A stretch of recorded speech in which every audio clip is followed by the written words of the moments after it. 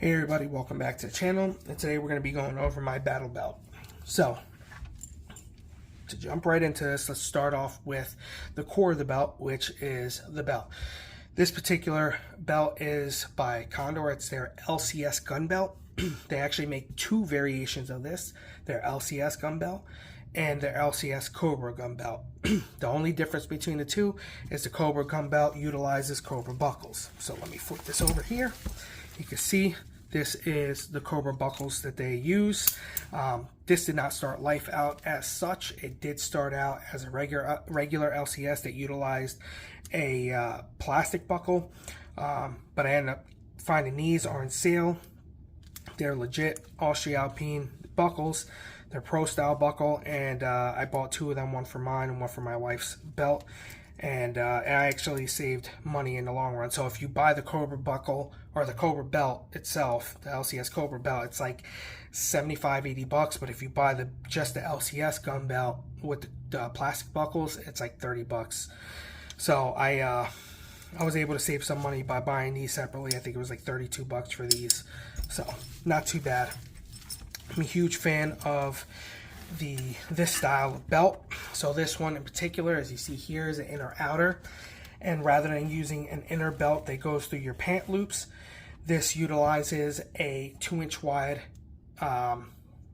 basically 2.5 inch wide removable neoprene anti-slip inner pad. I like these. Now, if you feel it, it's got some tackiness to it, and it's also got some slickness to it. It's real weird how it feels. But when you wear this and you clamp it around your body so that it fits snug, it doesn't move, it doesn't lift, it doesn't turn left or right from shimming side to side or running or anything like that. It works really good. And in my personal opinion, if you're trying to set up a Minuteman system or a shit hit the fan, I gotta grab my stuff and go, this is probably going to be one of your best bets, because then you don't have to worry about staging clothing with your inner belt in it so that you can utilize your outer belt. This will go over anything that you're wearing at the moment, and I'll demonstrate that at the end of the video. So 2.5 inch inner removable neoprene inner anti-slip pad, big fan of that. But they do make a inner belt that comes separate. I wish it would just come with both. That would be really cool. But it's cheap. It's less than 20 bucks. So I'm going to give it a try and see how it goes, and I'll report back on that. But in the meantime, this is my go-to setup as far as the belt. Now, the outer belt is 2-inch wide that utilizes laser cuts. So as you can see, let's move this over here. You can see it's got these laser cuts here. Big fan of those. It keeps the profile thin. It doesn't removes a lot of the bulk of traditional MOLLE. And the nice thing about these is that they hold up really well. So you got double stitching in between each MOLLE section, and they don't really loosen up. They're pretty good. They're a pain in the ass to set up at first because they're so tight, but they work really well, and I am a big fan. And personally, I think that this is probably if you're trying to set up a Minuteman system and you just want a belt you can grab real quick, it's hard to beat this belt. It's cheap. It's cheap. It's rugged. I've used this going on. September will make 3 years that I've been using this belt, and no signs of major wear. No tearing of the laser cut, no fraying, no nothing. So, big fan of these. I'll report back once I utilize that other system, the inner belt, and I'll let you know how that goes.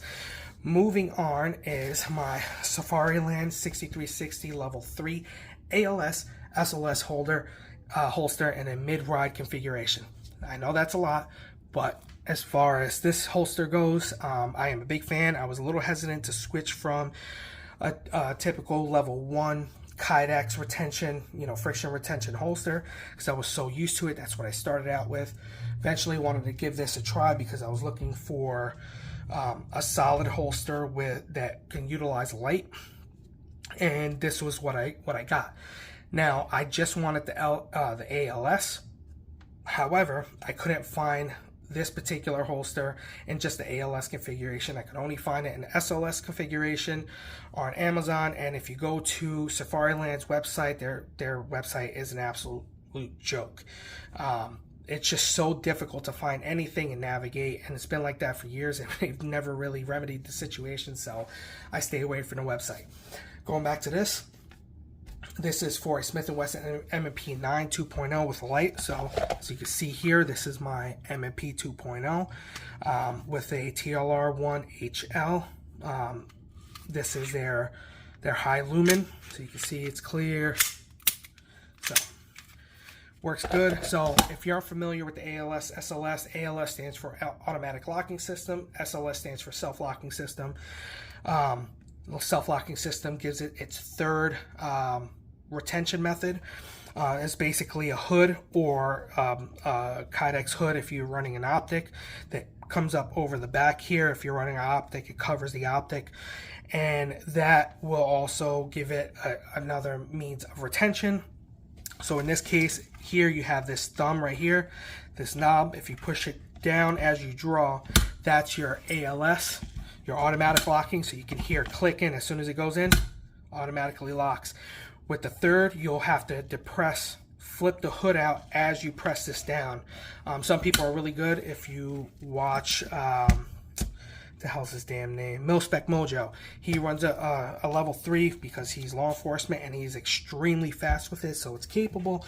But I'm not law enforcement, so I don't need that capability, and that's why I went with this. This particular holster will work with 3. It's built to work with a Surefire X300. However, it will work with the Streamlight HL light, and it will also work with a Olight Valkyrie PL Pro, which I also have and have utilized on this system. Last thing before I move on, it is set up in a mid-ride configuration, so you have a regular mid-ride and low. I do not like low because then you have to use a leg strap. Leg straps suck, they're uncomfortable, they rub, they shave, whole 9 yards. With the mid-ride, if you have a good belt, you don't have to worry about it flinging like this, especially with this particular holster. You may have that situation with a Kydex holster that's friction locked, so you're going to have to fight that friction. It is doable because I've done it, but with this one, because the friction isn't so substantial and the ALS is more of its primary locking system or retention method, it makes drawing out of this holster super easy without having to utilize the leg strap. You don't have to worry about catching and it chicken winging like that. Moving on to my my multi-tool. This is Ozark Trail. So if you're familiar with Ozark Trail, it is a Walmart brand. So basically, open it up and you have a good set of multi-tools. I've used many multi-tools in the past, from Gerber,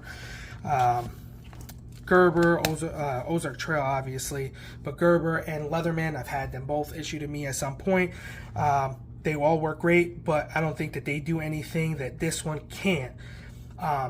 And they don't do it for another $180 on top of that, or somewhere around that price point. So you can flame me all you want for running this, but I've used a multitude of these over the years and they've worked out very, very well. I have no reason to spend more than the $20 that I spent for this. It does everything I needed to. Moving on.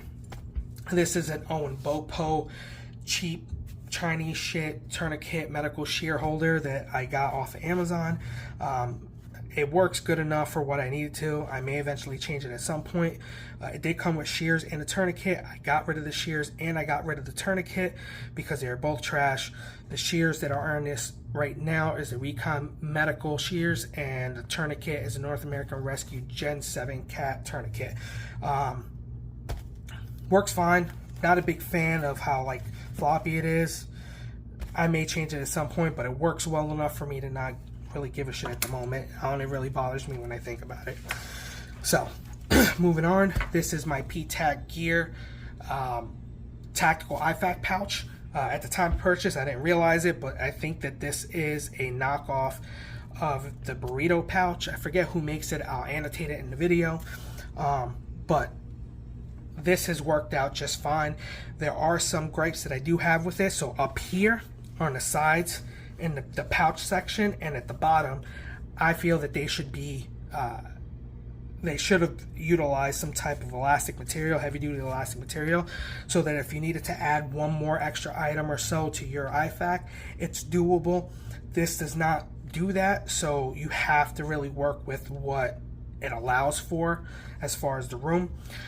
However, it has worked out just fine. I've used it for a while now. I took it to a class and it worked fine.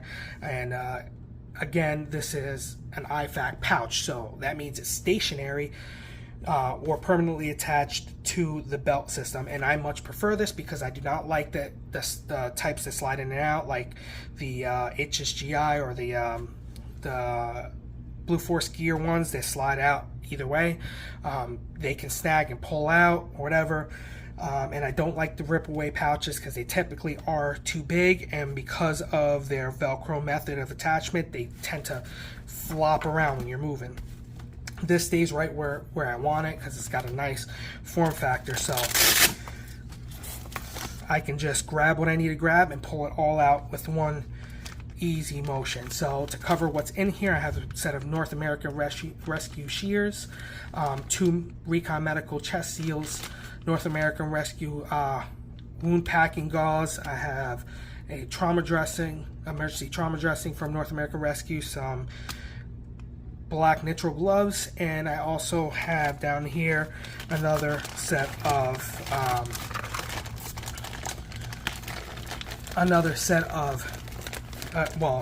another tourniquet rather. Let me get this in here the right way, the way I like it. There we go. So the tourniquet is also by Recon Medical. At the time of purchase, I didn't realize that they had gone through a lawsuit where they were sued by North American Rescue because they pretty much copyright infringement or patent infringement. They stole, I think, their Gen 4 design. You can look this up. And the biggest problem was that people were using them in the field or on duty, whether it be EMS or whatnot, and they weren't holding up. They were going to cinch them down and they were rupturing at the stitching. So they were trying to say that it was built to be at a certain spec, and it wasn't, and they had to get rid of all their stuff and no longer make them. So they no longer make tourniquets that I know of, and this is just here for a training tool. Moving on. Right here you'll see is my Condor roll-up dump pouch. It's a really awesome dump pouch. I have these on a couple belts. I have this on mine, my son's, and my wife's belt. They fold up really nice, so in a folded configuration, it's 5 inches high by 4.5 inches wide. So a really small package, doesn't hang down super low or anything like that. And then when you open it up, it opens up pretty large. So as you can see here, it's a very large circular pouch, and its open configuration is 8.5 inches high by 8 inches wide, and they state on their website it'll hold 6 AR mags. I've confirmed that it will hold 6 AR mags. I use this all the time when I'm at the range, whether I'm staging mags for a next round, or if I want to throw a drink in there. I'm trying to think. I'm pretty sure it'll hold like a 2-liter bottle if I remember correctly, but this works good. Sometimes I'll throw my nods in there if I'm doing anything with my helmet, and I don't need my nods at the moment. My nods can get thrown in there and it'll zip up. Works just fine. Never had a problem, and I'm a huge fan of them. Moving on to the last of the belt stuff is my pouches. So here I have 2 S-Tac Kiwi AR mag pouches in a mid configuration. I also have 2 pistol mag pouches in AR in a mid configuration. They're all by S-Tac. I'm a big fan of S-Tac. For the price, they can't be beat. I think these cost me like $22 a mag or something, or a pouch or something like that. So you can get them with MOLLE if you want to. I don't need the MOLLE on the outside because I don't plan to attach anything. I'm girthy enough. I don't need to add any more girth to me. So they stay slick. You have this Cordura fabric, and on the inside is a Kydex molded piece that pops in there. The bottom is open, so you can adjust the height of the Kydex so that you can seat your mags lower if you choose to or not. As far as the mids, I think the mid's a perfect height. It gives really good retention for the mags, but not low enough where you have to worry about it falling out. With the lows, I'd be weary of it for legitimate use. That would be more so something that I would use for competition use. And the highs, if I was going to run the highs, I'd really only run the highs on a chest rig or a plate carrier. And the same goes for the pistol mag pouches. They're real smooth because of the Kydex, so they pop right in, pop right out. Nothing too fancy, but it does the job, does it really well, and it does it well at a great price.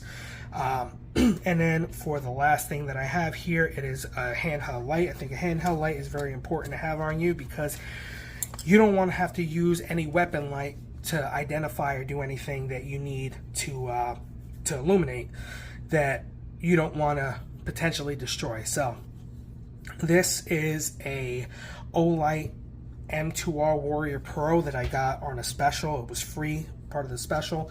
It's got 1800 lumens with 22,400 candela max. It's got 6 modes, 1 strobe. It does utilize a removable 21700 battery, so if you have a charging dock or charging station, you can do that. If you don't want to, on the back here, it comes with a magnetic cord that pops to the back, and that is its primary means for charging. It does come with a bevel, so a bevel, I can use this as a striking tool for a defensive purpose, or if I need to break windows or anything for any particular reason. I do also like the fact that it comes with 2 means of actuation, so it has a side button here, and if you buy one of these, you can go through the manual to tell you how to go through all the settings. You basically just turn it on and then hold it down, and it'll cycle through so you can see it cycles through your stuff. If it's off and you press and hold it, it'll turn on really, let's see if you can see that right there. It's their moonlight setting, so if you need extreme minimal light use, you have that. Double tap turns on, so you see here, double tap turns on turbo mode, which is your full 1800 lumens, and then if you triple tap, you get strobe. So you have that. Also on the back here is another means of actuation, so if you press in a half hold, I have it turned off slightly, but if you turn it half, you get about half the lumens, so about 600 or so lumens or 800 lumens, something like that. And then if you press it again all the way down, you have a full 1800 lumens, and it also has the option to be momentary or full on and off. Really good light so far. Olight's hit and miss for me, but I do like their handheld EDC type lights. If you noticed, I had the tail cap turned back a little bit, and that's because I don't want to get negligent discharges while in here, which I've had. So I can turn that function off by giving it like a half turn back or quarter turn, something like that, but still have the side button so that I can utilize. So this is my battle belt setup. Now, to see how quickly I could don this, let's change my position here so that you can see me, and I can show you how quickly I turn it on, put it on, and why I think that this particular setup, or at least system, is perfect for a Minuteman type of battle belt. Last thing, I know people are going to ask why I have 2 AR mags. Typically you see people with 1 AR mag. The reason why I have 2 AR mags is because this is my primary go-to system. If something does pop off, there's some type of invasion or whatever have you in whatever scenario you can think of, this is the first thing I'm going to put on. I'm going to throw this on, and it's going to give me a sidearm, obviously loaded. I cleared it for the video purpose, but obviously a loaded sidearm with 2 additional mags. So you got 3 17-round mags. I think it's like 54 rounds or something like that. And then I'll have my rifle, with a mag, and then two 30-round mags here. So I have a total of 90 rounds of primary to complement the 50 something rounds of my secondary, and that will help me handle any situation, whether it be I just got to pull security and let my family get their stuff ready, or whatever the case may be. That is my primary.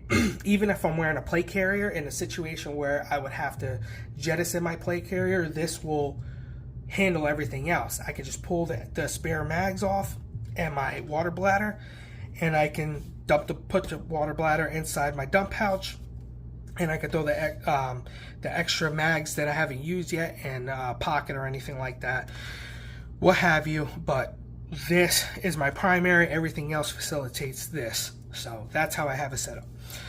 All right, let's move camera positions, and I'll show you how easy it is to put on. So stand by.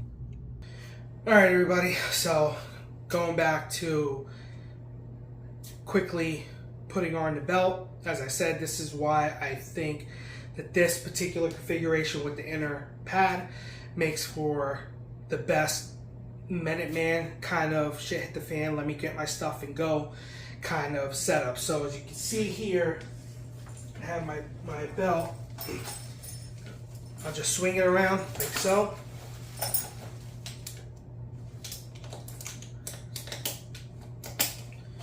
And there you go. I am all set up, and as you can see, this is pretty snug. Doesn't move side to side unless I'm doing it, but when I'm running, it doesn't move, and it works just fine. And having, you know, that holster, I can draw real quick without worrying about doing the whole chicken wing thing when it comes to the mid height. So if I'm, you know, engaging, boom, and I do my transition, I can do that pretty quickly, and I don't have to worry about doing that.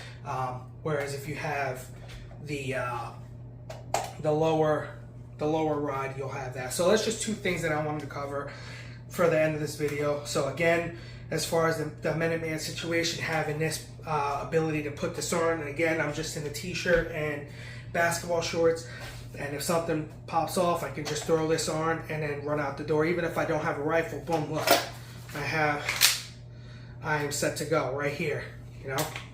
So there you go. This is my battle belt system, and as I covered before, why I have it set up the way that I do, this being my primary, and everything else facilitates this unless it's something that's specialized. So that being said, thanks for watching. If you have any questions, leave it down below.